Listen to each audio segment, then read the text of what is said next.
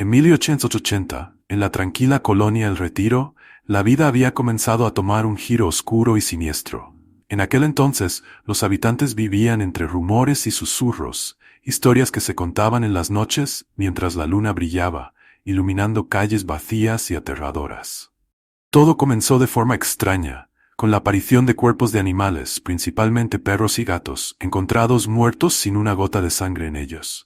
Al principio, muchos lo atribuyeron a algún animal salvaje que rondaba la zona, pero lo que no podían explicar era cómo esos cuerpos no mostraban señales de violencia, de mordeduras o de heridas graves. Simplemente, la sangre había desaparecido, como si algo la hubiera drenado por completo. Las desapariciones continuaron por semanas, y la tensión entre los habitantes del Retiro crecía.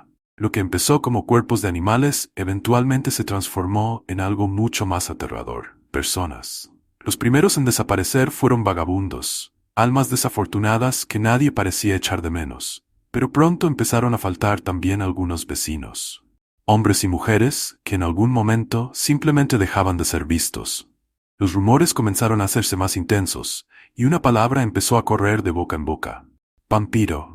Nadie sabía cómo o cuándo exactamente comenzó a circular la leyenda, pero la idea de que un ser sobrenatural rondaba por las noches en busca de sangre se afianzó rápidamente.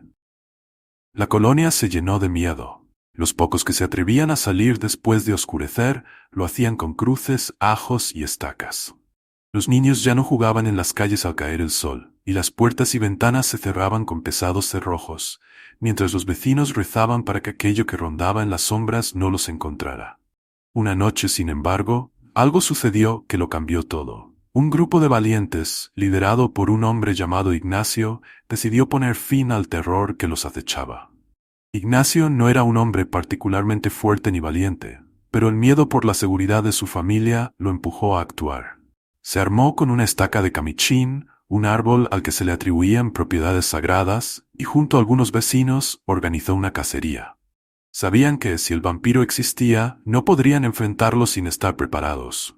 Durante días rastrearon las zonas más oscuras de la colonia, hasta que una noche, justo antes del amanecer, lo encontraron. El ser, según los testigos, era alto, pálido, y sus ojos brillaban con un fulgor rojizo que parecía penetrar las almas de quienes lo miraban. La lucha fue brutal.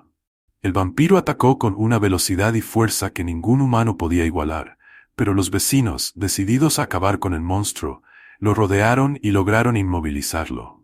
Con un golpe certero, Ignacio hundió la estaca de camichín en su corazón. El vampiro emitió un grito que resonó en toda la colonia, pero tras unos segundos su cuerpo se desplomó, inerte. Con la amenaza aparentemente eliminada, los pobladores llevaron el cadáver al Panteón de Belén, donde lo sepultaron bajo una enorme losa de piedra, creyendo que el peso de la tumba sería suficiente para mantener al vampiro atrapado por toda la eternidad. O al menos, eso creían. Meses después de la supuesta muerte del vampiro, el miedo en la colonia comenzó a disiparse. Los cuerpos de animales y personas dejaron de aparecer y la vida lentamente regresó a la normalidad. Pero algo extraño empezó a ocurrir en el panteón. Los trabajadores del lugar reportaron que una rama verde y gruesa comenzó a brotar de la tumba del vampiro, justo donde la estaca de camichín había sido clavada. Al principio nadie le dio mayor importancia, pero con el tiempo, la rama no solo siguió creciendo, sino que se transformó en un árbol, un camichín imponente que parecía desafiar las leyes naturales. Los lugareños lo llamaron el árbol del vampiro. Se decía que el árbol estaba vivo de una manera distinta a cualquier otro ser en la tierra, alimentándose del poder oscuro que aún emanaba del vampiro enterrado bajo sus raíces. El crecimiento del árbol fue tan acelerado que en pocos años sus ramas ya proyectaban una sombra siniestra sobre las tumbas cercanas, como si extendiera sus garras en busca de víctimas. Con el paso del tiempo, los rumores volvieron a surgir. Algunos decían que al caer la noche, el árbol parecía moverse por sí solo. Otros afirmaban haber escuchado susurros provenientes del panteón, voces que los llamaban por su nombre, invitándolos a acercarse. Nadie quería acercarse al Panteón de Belén después de la puesta del sol, y los que lo hacían a su propio riesgo. Fue en una noche oscura, sin luna, cuando un grupo de jóvenes, armados de valor y alcohol, decidió comprobar por sí mismos la veracidad de la leyenda. Se llamaban Miguel, Jorge y Ana, Tres amigos que se habían crecido escuchando las historias del vampiro, pero nunca las habían creído del todo. Se aventuraron en el panteón, riendo y burlándose de lo que consideraban simples cuentos para asustar a los niños.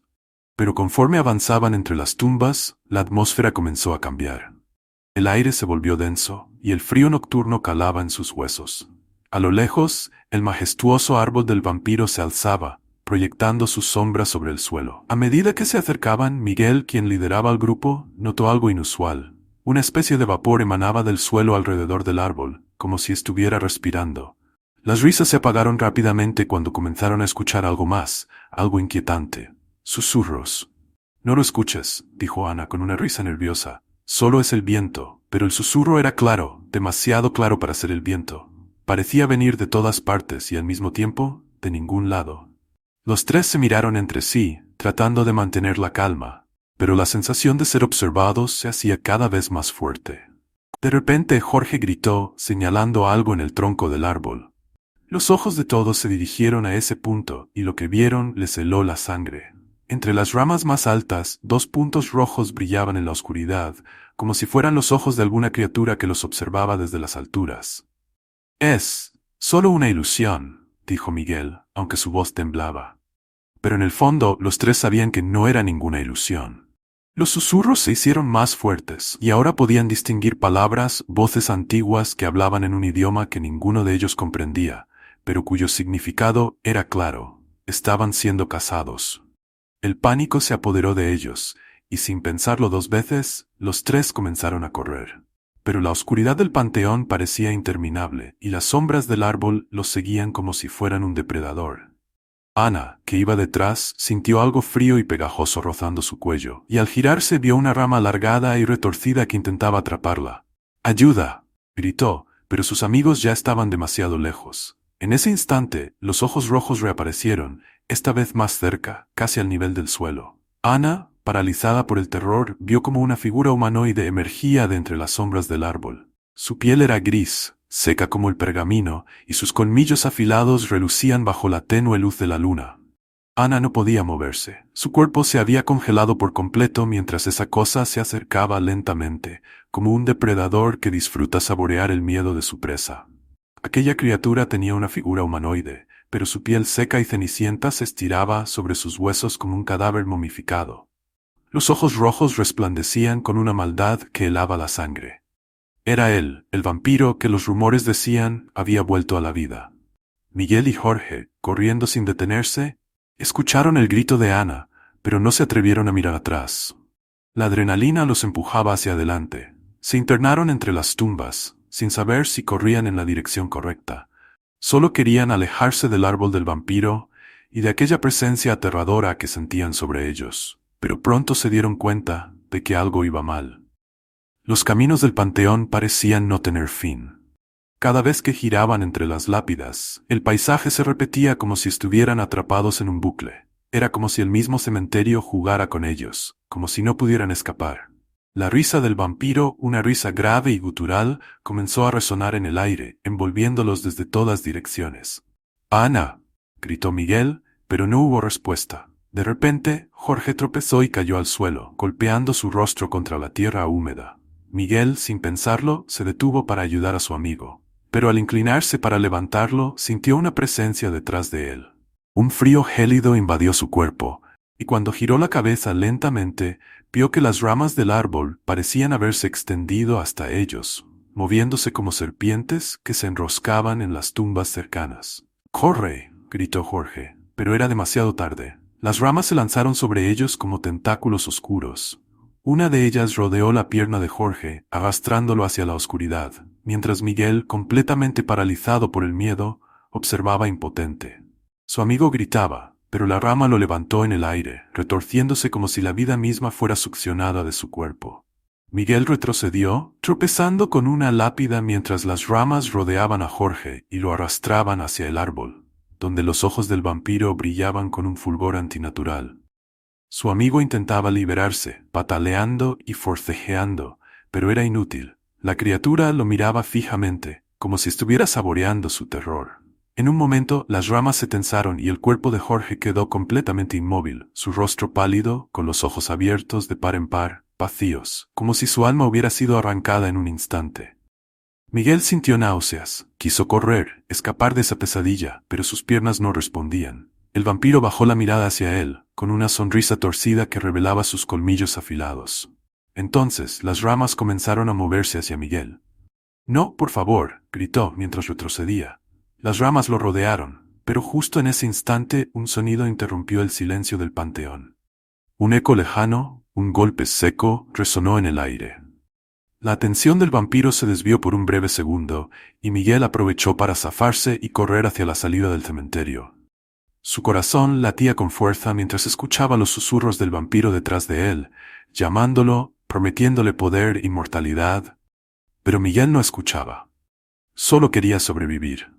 Corrió a través de las lápidas, sin importarle ya el camino. Cuando de repente vio la luz de una farola al otro lado de la reja del cementerio. La salida, con una fuerza que no sabía que tenía, saltó la reja oxidada y cayó al otro lado. Se giró rápidamente para ver si lo seguían, pero el panteón estaba en silencio. Sin embargo, no se atrevió a quedarse. Corrió y no paró hasta llegar a la pequeña plaza del pueblo, donde se desplomó agotado. La gente que estaba allí lo miró con extrañeza. Estaba cubierto de tierra, sudor y sangre. Miguel trató de hablar, pero las palabras no salían. Solo pudo decir una cosa entre jadeos: Jorge. Ana. A la mañana siguiente, un grupo de habitantes, junto con las autoridades locales, fue al cementerio de Belén para investigar lo que había ocurrido.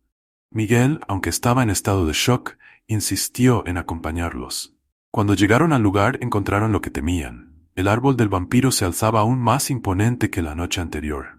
Sus ramas gruesas y retorcidas parecían haber crecido más, extendiéndose como una red siniestra sobre las tumbas cercanas. Pero lo más aterrador fue lo que hallaron cerca del tronco. El cuerpo de Jorge, completamente seco, sin una gota de sangre, con una expresión de terror congelada en su rostro.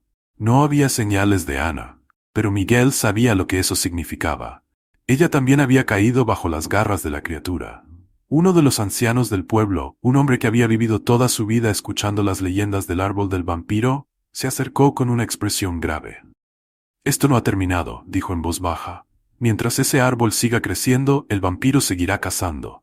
Tarde o temprano, volverá a levantarse».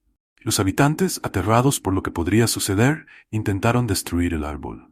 Pero cada intento fallaba. Las ramas volvían a crecer, y los rumores sobre el vampiro se esparcieron más rápido que nunca.